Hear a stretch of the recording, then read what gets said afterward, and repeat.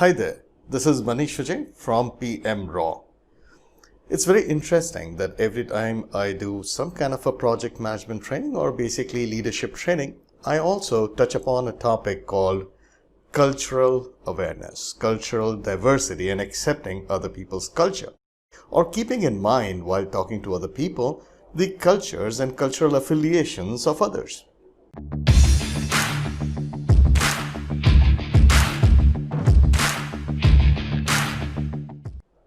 Now, here's the thing. I was giving this lecture online to a very nice group of people, mostly directors in one of the largest IT companies on the planet. And when I was talking to them, I just broached this subject about cultural awareness and being, inclusive when it comes to cultures. So what do you do about it? So one of the participants actually said that when they go to US, they make sure they keep in mind exactly what and how people in US behave, what do they like, what they have to be careful about, and it actually creates a very good environment. I absolutely agreed with that person. And then I asked this person a question that, okay, then what do you do when some of the people from US, somebody connected to your company actually comes over to India, right? Do they actually adjust as per the Indian customs, or do we again concentrate more on how to adjust to the American culture? I'm just talking about sensitivities. And when a person from US makes certain mistakes, do you just brush it aside, or like what is it? Do you educate the person? The person was actually nonplussed. He did not have an answer. He never thought about this, and that actually brings to fore a very important point, and that Indians are so tolerant and Indians are so flexible and adaptive in their thinking that it never occurs to them that cultural awareness is not just being aware of other people's culture or be very sensitive about other people's culture, but also ensuring that they come to know about your culture. If you don't do that, a lot of people get this feeling that whatever they say just goes. Oh, I'm sure he doesn't mind when we talk about it. So I actually gave him an example. I actually told him about a story as to what I did. Well, I don't really get angry on these kind of things because people actually end up making gaffes on other people's culture because of their ignorance, or they don't understand certain things very well, or because of the literature around it. And Indians, on the other hand, for some reason, they have all kinds of literature floating around. The real literature is not really known, but if you go to a different part of the world, it's like as if everybody's a snake charmer, those kind of things, right? I hope you understand what I mean. Well, they have this kind of a stereotype about India. So I really don't bother so much about, people, and it doesn't get me angry. But what I also do is that in order to make sure that I get the necessary respect in that country or in that area or where I'm working, I need to make sure that these misinformations or the kind of attitude they have towards Indians, it kind of changes, at least for the point that they brought up, right? Whatever I can do. And I make it a point. I definitely make it a point to do so. Case in point. I was doing a very nice session somewhere in Detroit, actually not exactly in Detroit, somewhere slightly further away, about 45 minutes to 1 hour car ride away, called Auburn Hill. Of course, I'm not going to tell you who my clients were, but well, all I can say is that, well, the company that I went to is one of the, famous automotive giants on the planet. After a fantastic session with all of them, what happened is that these guys got together and they decided, okay, we should take Vijay. I mean, they always call me Vijay, Manish Vijay, but they always call me Vijay. Let's take Vijay out to one of the best restaurants with a lot of beer and the best food in that area. And, they forced me to come along, and they took me to the most amazing steakhouse, right? For those who understand steak, well, it's beef, and the speciality in that particular restaurant was that they would not cook the slabs of meat in kind of an oven or a barbecue. They actually had fantastic slabs, big slabs of rock, right? A certain kind of rock, and they would heat it to an extent where it would become not red hot, it would become white hot. And then they would place these, slabs of meat on that and get it slow cooked. And they say it tastes very good. Now, being a Hindu, I, of course, did not opt for it. And, instead of, going for any of these steak offerings, which everyone else was going for, I just went for some chicken. And, of course, beer. They don't call me Beer Baba for nothing. I enjoy my beer. And then one of the participants who actually organized this whole thing, he actually told me, Manish, you know what?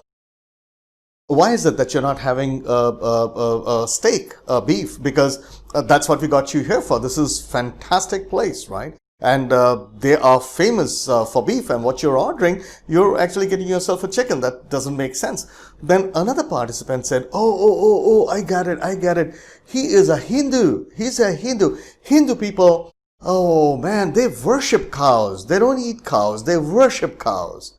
And then a third person actually who had just started, slicing out a piece of steak and just about to put it in his mouth, he actually sarcastically, that's what Americans do. It's their normal way of speaking. Oh, I really hope, Mr. Vijay, that I don't go to hell because I just, about to eat your God. And then he put it in his mouth and he says, I'm sorry for the blasphemy, Mr. Vijay, but I have to tell you, your God tastes good. I'm sorry for that. Well, I didn't mind because it's his ignorance or his, and being satirical is part. And he was a good student, right? I was training him. So that all is fine. I kind of let it pass. Then the people actually continued. I didn't really want to come in the way of a good time that we are having. So I just kind of let it pass, smiled, kept on drinking, kept on moving ahead with my conversation. But one of the persons actually persisted and says, hey, is it true, Mr. Vijay, that you worship cows? I don't get it. Think about it. You eat chicken and you don't eat meat. Does it make even sense? A meat is a meat, right? So I didn't say anything, but I felt that this is going in the wrong direction, that these guys are not going to let it go. And then I thought about the fact that there are a lot of Indians who work in that company and probably they're going through this on a daily basis. And I thought, being an ambassador of the country, I always treat myself as an ambassador of my country as I travel, right? And I give my best behavior because some of the people around they would have met an Indian through me for the first time. So what they have to know is the best that Indians have to offer. And I always do that. Now, what happened is I thought, man, it's time to take this into consideration. And then I pretended that I'm just changing the subject. And there was another gentleman who was an ex-police officer and who's basically from an engineering background, but was a police officer, maybe, just wanted to make some money before he could, get a specialized degree. And he did. And he became a fantastic engineer in automotive. I just kind of reached out to him and say, hey, tell me something. I remember you talked about a dog that you have. Right? Says, well, I have got a Shih Tzu. I like dogs. I love dogs, but I'm not very knowledgeable about dogs, right? But that's what he said. I've got a Shih Tzu. I said, fine. All right, good. Then I told him, you know what? You really need to go to China one of these days. I was in Shanghai. I was just making it up. I was in Shanghai. And I went to a fantastic restaurant with the people, just like over here. They actually took me to a fantastic restaurant. And they said, we're going to serve you some food. And they didn't tell me what it was. When I had the food, I found it so tasty. And they actually told me, that's a dog. That's the leg piece or the thigh piece of the dog. And I actually purposely said that with not too much of details about the hind leg, the thigh piece where the muscle is very, there are more muscles and there's more flesh and it's supposed to be tasty. The guy actually stopped eating. Not just this guy. There were 15 of us, right? And they all stopped. I'm pretty sure you know that, how much friendly they are to dogs. And just to imagine that somebody would eat a dog, they get absolutely violent. They didn't get it, they didn't get really angry with me, though they were, but they didn't show it to me because I was teaching them and they had a lot of respect for me. And I simply said, yeah, it was very tasty. It's very tasty. So so suddenly, quite a few people actually, stopped doing what they were doing, whether they were drinking beer, water, or Coke, or the food that they were having. They just kind of looked at me and simply asked me, "Did you really have a dog? Did you really have a dog? Do you know, Mr. Vijay, that if people come to know in US that you eat dogs, you might get really attacked. I'm talking about physical attack." Then I kind of pretended, oh, sorry, I shouldn't have said that. I forgot that you guys worship dogs, right? Dog is some kind of a god for you. They kind of looked at me. Why would you say that? No, because you don't eat dogs, right? Like and you really, I mean, I find videos, so many videos about dogs and cats and stuff like that. So you guys treat them as gods, right? Because you eat everything else except the dog, right? So I think some of them were smart enough to catch on what I was doing, and they kind of gave me a knowing smile, kept shut after that, and they kind of nodded their head. Yeah, I know what you're doing. But most of them, actually, they were so taken aback by this revelation, which was obviously a lie, but they were so taken aback, they kind of persisted. No. A dog is not a god for us. They're like a family member. They grow up with us. We give them names, and there's no way, we can, but then I said, don't you dress up dogs when you take them for Halloween? Don't you put them in your family pictures, right? Don't you keep on don't do that, right? You keep on hugging them, you keep on kissing them, and you make so many videos, about them, and you cry a lot when they die. Yeah, but that does not make it a god. That's what these guys said. I mean, that's just like a family member. And then I let it drop. I simply said, then what makes you think that we treat cow as a god? We were the first people on the planet to be domesticated, where the rest of the world was a little barbaric. When I say little, quite a bit barbaric. And we invented agriculture. We are the agrarian society, and the very first animal that became part of our family, shouldered our responsibilities, worked in the field shoulder to shoulder, maybe more, and that was the cow. And they became part of the family. We respect them. And through generations, the rural people have that as a cow. And because some of us have moved to urban cities where we really don't have cows, but we maintain that kind of a respect for them. That's it. So, no, but then another guy most of them got it, but one other guy kept on pitching it. No, but you put garlands on the cow. You put this thing called the red thing on the forehead, tika. You put that on the cow.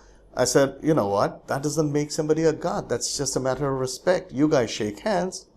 You give a hug. Sometimes you do this. Like, for example, if you go to India and you go to one of the hotels, they put garlands on around your neck, and they'll even put a teacup, and they'll take a tray with incense and kind of do this, aarti. But that does not make you a god. That's just a welcome gesture. Just a gesture to show that you're important for us, that we welcome you. Right? And for heaven's sake, our gods are not white. I just kind of joked about it. And for heaven's sakes, our gods are brown. They're not white. So everybody laughed. So the tension was diffused. But they actually got the message absolutely straight.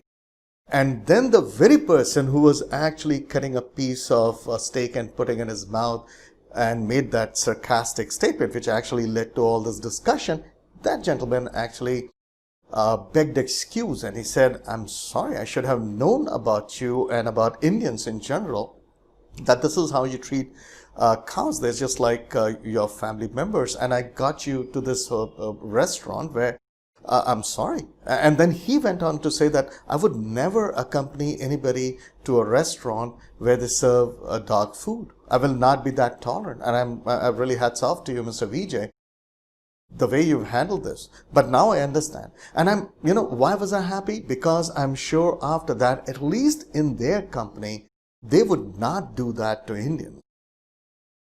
It's very important that when we talk about cultural awareness, Indians particularly, for some reason, they don't, I don't want you to superimpose like there are a lot of other people who do that. Especially in the Middle East, they will force it down your throat. Well, that's intolerance, right? That's being completely disrespectful to other cultures. We should not be doing that. Yeah. Fortunately, we are Indians, but at the same time, it's important that instead of getting all riled up or bottling up your anger and then kind of, creating a boom when you can't take it enough, well, there are times when you actually have to sit down and use tact above all and reasoning to let people understand and appreciate where you are coming. How can you really expect somebody to respect you when they don't respect the culture or your background?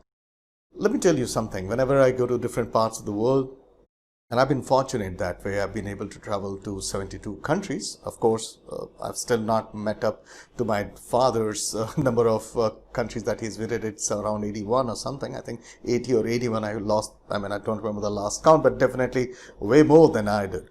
But the point is, whenever I go to different countries, I do come across a lot of Indians who actually take a very different kind of a route. So, for example, somebody makes an insulting remark like, you guys have a lot of poverty. Aren't you so happy that you've come to US, you've escaped all the poverty and stuff like that? People make these kind of comments rather openly. And thanks to the literature, the atrocity literature, even the Indian authors, what they pump out into the rest of the world, right? Arvind Adiga, Arundhati Roy, these kind of people, they kind of make money out of peddling absolutely Meera Nair, right? These kind of people, authors or movie makers, they kind of show the ugliest part of India, and they kind of repeat it so much that people think that like we're all slumdog. We don't have, it's like an escape for us to come to another country. They actually side with it. They don't counter it. They don't even try to explain.